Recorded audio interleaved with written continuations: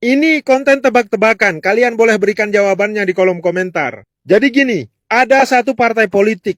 Saya dengar sempat ditawarin masuk kabinet oleh presiden, meskipun sempat berseberangan saat pilpres kemarin. Niat presiden ini kan baik, ingin merangkul lawan politiknya untuk sama-sama membangun negeri ini, membangun Indonesia. Lah ini partai ngasih syarat, mereka mau masuk kabinet kalau menteri-menteri yang mereka anggap dekat dengan presiden sebelumnya dikeluarin semua. Kok ada ya partai modelan kayak gitu? Udah dibaik-baikin, udah dikasih kesempatan, malah dia yang ngasih syarat.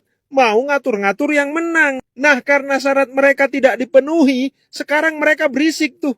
Berisik banget. Kayak gerombolan tawon. Ngangong, ngangong, ngangong. Thank you.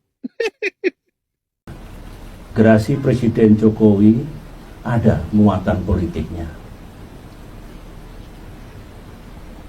Sepertinya ada misi untuk menyerang dan merusak nama saya, juga keluarga saya. Hari ini Antasari mengeluarkan statement di Bareskrim Polri yang esensinya menuduh dan menyerang saya, merusak nama saya. Sebenarnya sudah lama saya memperkirakan hal ini akan terjadi. Adalah saudara-saudara dan sahabat-sahabat saya yang juga mengingatkan saya, awas Pak SBY, sepertinya akan ada gerakan politik yang akan menggunakan Antasari untuk menyerang dan mendiskreditkan Pak SBY. Itu saya dengar sudah cukup lama, barangkali sejak 2 bulan yang lalu, dan ternyata hal itu benar terjadi pada hari ini. Saya harus mengatakan bahwa nampaknya gerasi Presiden Jokowi ada muatan politiknya. Sepertinya ada misi untuk menyerang dan merusak nama saya, juga keluarga saya. Saya coba ingatkan, Mas Gibran itu sudah menunjukkan loh berapa tahun yang lalu.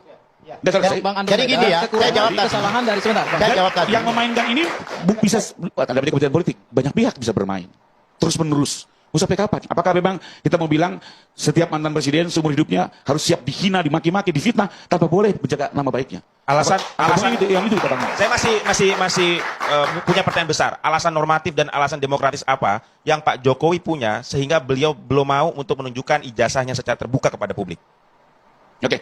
Jadi intinya gini, kalau untuk masyarakat sebenarnya dari waktu itu juga siap dibuka. Tapi jujur saja, karena ini sudah masuk ke arena hukum, maka ada aturan-aturan main yang harus diikuti. Kedua, kami juga tidak mau, kami tunjukkan justru ini menjadi senjata untuk terus mempermainkan dari pihak para tersangka. Jadi ini lebih kepada strategi hukumnya. Tapi sekali lagi Pak Jokowi sudah janji berkali-kali di media, di persidangan, dia akan tunjukkan ijazah ini kepada publik.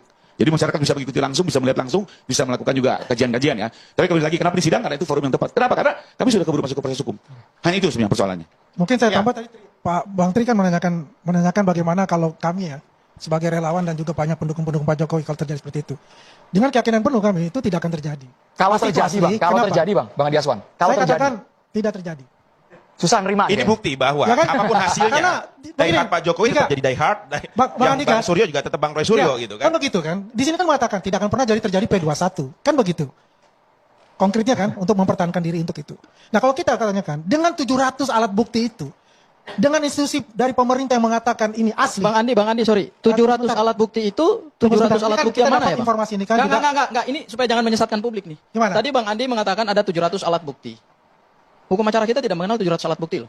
Barang bukti, sorry. Itu Saya kan keliru. bukan orang hukum ya. Iya. Terima kasih Supaya koreksi. jangan menyesatkan. Karena gini, Terima kasih koreksi. penggunaan Saya istilah lanjutin di dulu. dalam ilmu hukum itu Saya akan lanjutin dulu. menentukan kualitas daripada penegakan hukum. Jadi kalau Bang Andi salah mengutip alat bukti dan barang bukti, itu perlu saya Oke, luruskan. terima kasih informasinya. Barang bukti, 700 barang bukti itu. Kalau dilihat secara analog lebih lengkap, ciri-cirinya semua ada ya. Kemarin kita lihat juga ada embossnya, ada watermarknya gitu ya. Sekalipun memang peserta gelaran setelah keluar beda pendapat nih, ada 2 kelompok. Ada satu yang melihat, watermark dan embosnya, termasuk Bang Refli Harun, Mbak Elineti, ya, dan beberapa yang lain.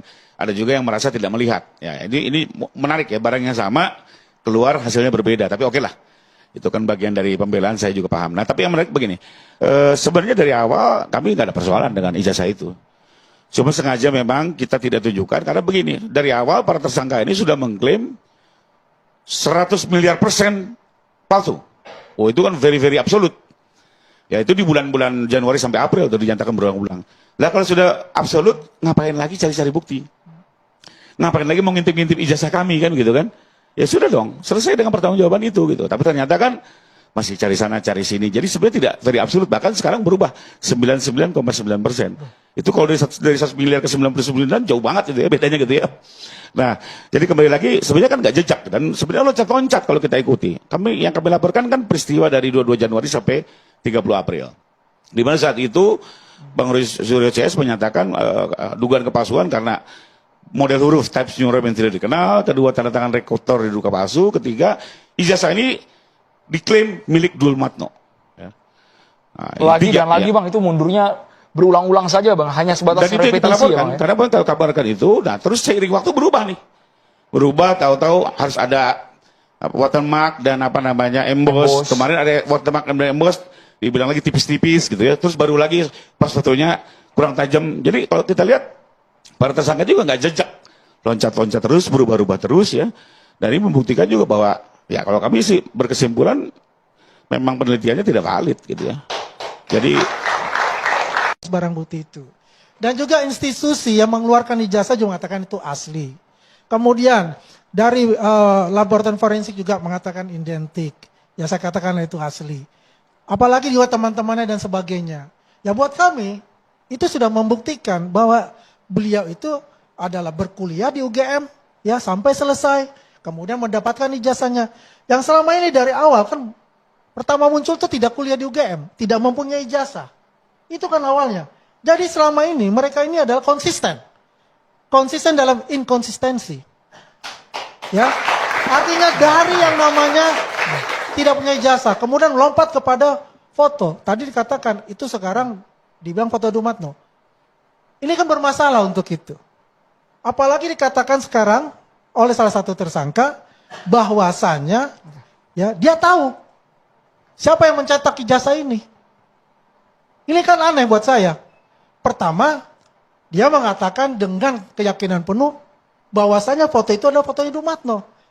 Ketika saya bertemu dengan Dumatno yang merupakan juga teman saya wawancara dia, apakah ada kata Dumatno lagi? Tidak ada kata Dumatno lagi. Berarti Abang 100% asli Bang ya, bukan 99,9%. 100%. Tinggal kita buktikan aja di pengadilan. Saya takutnya kalau hasilnya bertolak belakang. Kalau menurut saya bukan soal pecah dan tidaknya. Mereka tetap sama. Mereka satu baris, satu garis. Ya, itu yang saya lihat. Cuma kita melihat dalam konteksnya berkaitan dengan Bu Eli tadi. Yang mengatakan Bunda Eli ya. Yang mengatakan bahwa ijazahnya Pak Jokowi itu asli. Itu bukan dalam konteks dia mencari perpecahan, bukan. Tapi memang dia menggunakan akal sehat.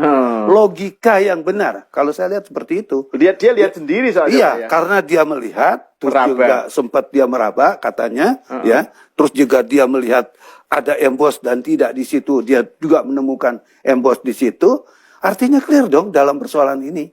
Jadi kalau seandainya dia mengatakan bahwa ijazahnya Pak Jokowi itu asli, ijazah ya, itu dikatakan seperti itu harusnya selesai. Terkait masalah ini menimbulkan perpecahan dan tidak, saya melihatnya tidak ke sana. Tapi saya melihat kepada akal sehat tadi, logika berpikir. Terus kemudian kejujuran dari seorang pengacara, itu yang kita lihat gitu kan. Bukan kepada kepentingan-kepentingan subjektif, gimana menyenangkan daripada orang-orang yang memang memberi order. Bukan seperti itu kalau saya lihat seperti ini. Ya itu kan memang yang diminta oleh mereka dan saya melihat keterbukaan, transparansi dari kepolisian, dari Polda Metro saya kira sangat bagus.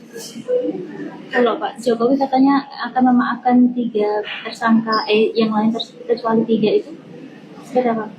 urusan maaf memaafkan itu urusan pribadi. Urusan hukum ya urusan hukum.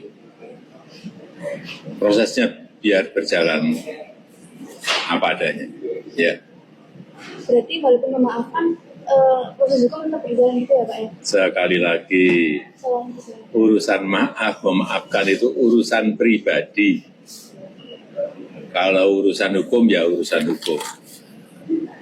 Kita hormati proses hukum yang ada. Pak, kalau tanggapan terkait salah satu pengacara dari tersangka, Pak, dari Egy Sujana itu terkait menanggapi ijazah Pak Jokowi ternyata asli, itu seperti apa? Mengaku kalau asli? Ya memang asli. Gimana sih? Ya memang asli. Artinya kalau dari... Artinya ya memang asli. Ya. Untuk yang tersangka yang mengakui asli ini, apakah ada ruang untuk perdamaian? Gimana? Untuk tersangka yang mengakui ijazah asli itu, apakah ada ruang untuk Sekali lagi, urusan maaf memaafkan itu urusan pribadi. Urusan hukum ya urusan hukum. Tetapi memang kalau ada ruang untuk memaafkan, kenapa tidak juga kita lakukan. Tapi sekali lagi, urusan maaf memaafkan itu urusan pribadi. Urusan hukum ya urusan hukum. Ada rencana datang ke persidangan nggak Pak? Ada rencana datang ke persidangan? Ya kalau diminta oleh Yang Mulia Hakim, saya akan datang. Terutama untuk menunjukkan ijazah asli dari SD, SMP, SMA, sampai S1. Akan saya tunjukkan semuanya. kalau dari nama tiga orang itu apakah boleh disebutkan Pak? Apa? Tiga orang yang Kecualikan untuk dimaafkan. itu. Kira siapa Pak dari tiga itu? Meskipun Ya nantilah nanti. tebakan publik kan mesti sudah tahu Pak. Nanti. Ya. Pak, rencana tahun baru kemana Pak? Anda menghabiskan waktu di mana Pak rencana tahun baru? Tahun baru? Iya. Oh tahun baru di rumah. Di Solo aja. Tidur. Sama Bu Jokowi. Sama cucu. Udah. Nggak jalan ke Nasopuro lagi Pak? Ya, nggak jalan-jalan tapi di sini aja lah, di Solo dan sekitarnya aja. Ya kemarin. Ya. Sudah. Cukup.